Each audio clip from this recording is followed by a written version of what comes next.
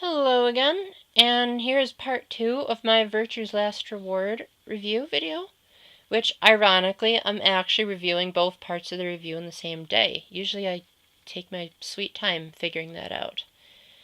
Anyway, because you all know that I'm Catholic, you know that I'm going to of course add a faith perspective to most of my favorite video games, assuming there's enough flexibility in the storyline to allow for that.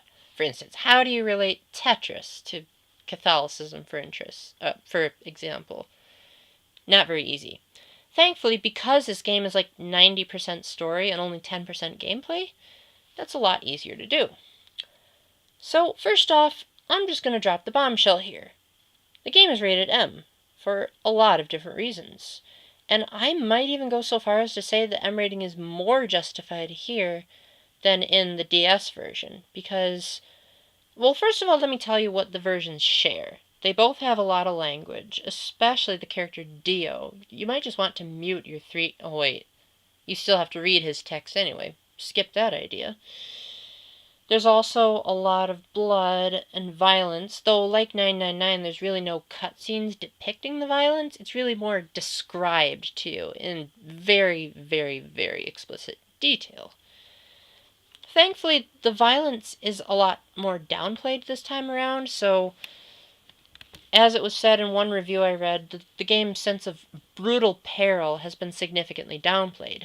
Not to say there isn't a sense of brutal peril, because there's definitely a time limit on how much freedom the characters have while playing the game.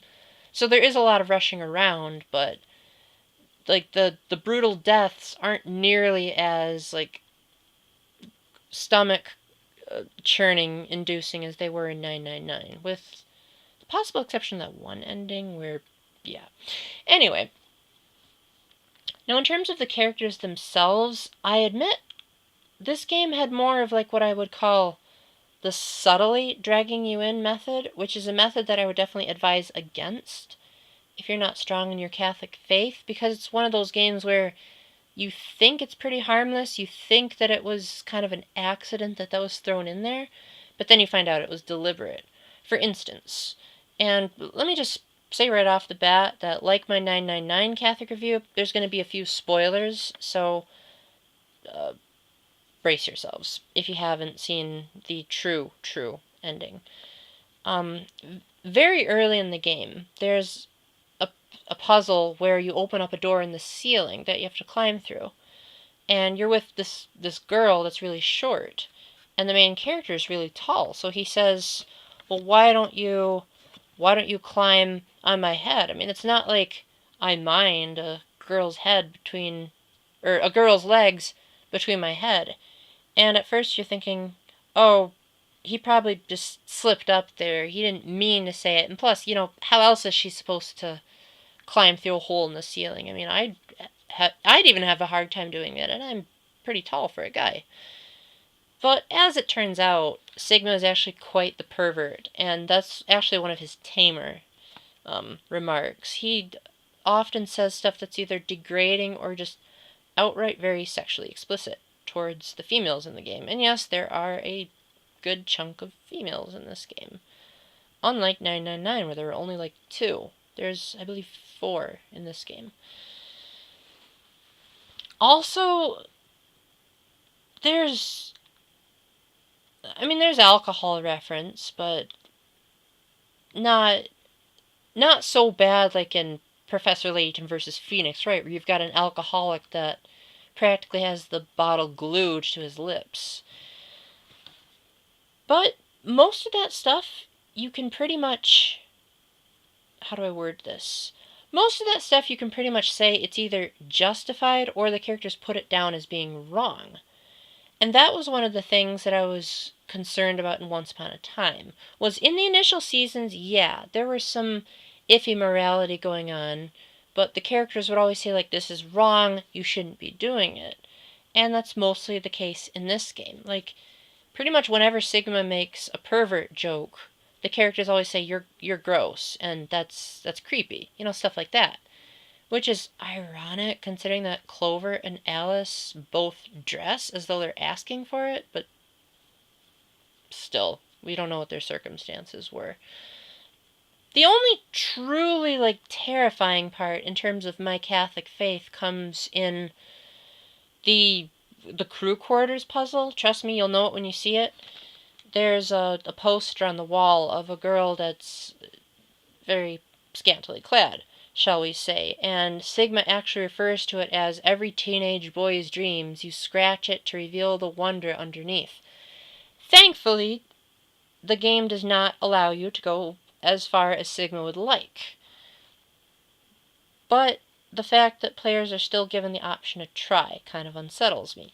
Thankfully, if you're a pure Catholic like I am, you have the option to only scratch parts of it without scratching the inappropriate parts of it. But still, I just consider the whole puzzle to be incredibly stupid, and really, could they have thought of any other way to do it? So yeah, that's the most objectionable part of the game, in my opinion. But the rest of it could definitely be taken with a grain of salt, and you could really look at what it's trying to say from a faith standpoint, which admittedly is not much. This game is not trying to be a Christian allegory, but that's not to say it's not trying to be a religious allegory, because there are definitely way more undertones of religion this time around in this game than in 999. There's this terrorist group called Free the Soul, and they definitely have a religious agenda. They have a leader of an organization, and they even, like, pray to this leader. Plus, they talk about the fourth dimension a lot, which is, you know, kind of like God's omnipotence. God can move through time and space, and that's what they're trying to bring about. But as my best friend pointed out, he said sometimes the way in which they approach these cool concepts is somewhat unethical. One of the lines that's said a lot once you get near the end of the game is, "It was a necessary evil." Which, as we all know, the Catholic Church teaches that the end must never justify the means. And there are certainly a lot of cases where the masterminds of the nonary game have said, yeah, well, the end justifies the means. As if there was no other way they could get around it. I mean, the game's plot is pretty far-fetched to begin with, though that's definitely not a bad thing. I loved this game's plot. But it's definitely not a plot that could theoretically actually happen in real life. Although the game's writing is good enough that it may make you think that it's possible. Because it gets you just so immersed, especially when they try to describe the four dimensions with, like, shapes on the screen, is brilliant. And you may be wondering, okay, Paul, well, what isn't objectionable in this game? And two characters come to mind, Luna and Kay. Now, I won't spoil Kay's identity, because that would just be brutal of me, but suffice to say that Kay is basically the moral high ground in this story. He's one of only two characters that don't use profanity, and he's also the cool, calm, collected type. I mean, yeah, he has a bit of a dark side to him that I won't spoil, but most of the time, he's the one that keeps everyone grounded and makes sure that the right decision is made. Also, Luna, I mean, if you know Luna Lovegood from Harry Potter, she's actually quite similar. Even in the way that the actresses talk is quite similar. Luna is the character that basically wants everything to be happy. She doesn't want an ends justifies the means approach. She wants the good result. Her argument is always, why can't we all just be friends and work together? Which is exactly what God wanted. If you recall in the book of Genesis, God said, "It is not good for man to be alone. Let me make for him a helper." And so he made Eve. And he said, you can eat of any tree you want, but don't eat the tree in the middle. You may be thinking I'm going on a bit of a tangent here. But Adam and Eve were made for each other. And so as a result, we as humans are meant to be a community of persons. And when everyone's, like, mistrusting each other and saying, I'll never trust you again because you seem like you're the murderer here, Luna's always the one that tries to keep everyone together. In essence, you could say Luna is like the closest thing you would have to a sensible God figure in this game. She's not God, she's not even remotely close to one. But if we're going by the Catholic analogy, she's probably the closest you're going to get. Also, even though Sigma may be a pervert, I think the developers did that as a way of, like, drawing people into the game, but he has some surprisingly good characteristics about him, too. There's some self-sacrificial aspects that he does. Like, there's one part in the game where he actually is willing to sacrifice his life for the sake of one of his friends, which, as we all know in the Gospel of John, is the greatest form of love. And also, there's also, like, once you find out the entirety of Sigma's backstory, you begin to feel a little bit bad for hating him just because he's a perv. And even the characters that appear despicable at first, even they have some redeeming moments. Like, even, I'm not going to spoil who it is, but even the worst character in that game has some lines in there that even got me thinking a few times, like, he or she may actually have a point there. Also, like in the last game, family is considered of huge importance here. There's a part where Kay starts reminiscing about his past. And quite honestly, his expressions are what any child would wish for in, like, what a family should be by traditional values. So I would probably recommend looking up, like, the Kay ending if you're like my friend Teresa, where she's totally okay with allowing herself to be spoiled.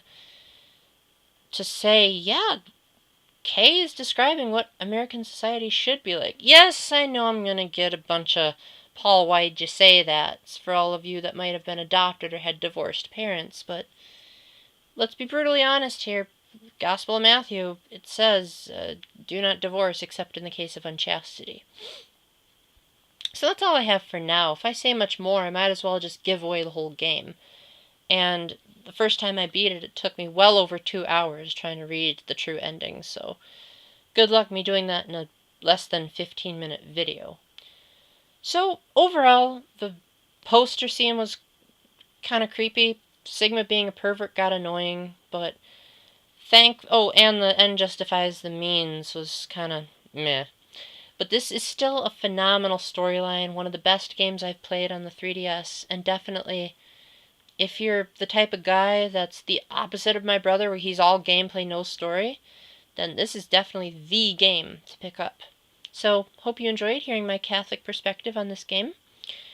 Hopefully I'll be able to finish Zero Escape 3 pretty soon when it comes out. And in the meantime, as I always say, keep the faith, stay epic, and God bless. Bye.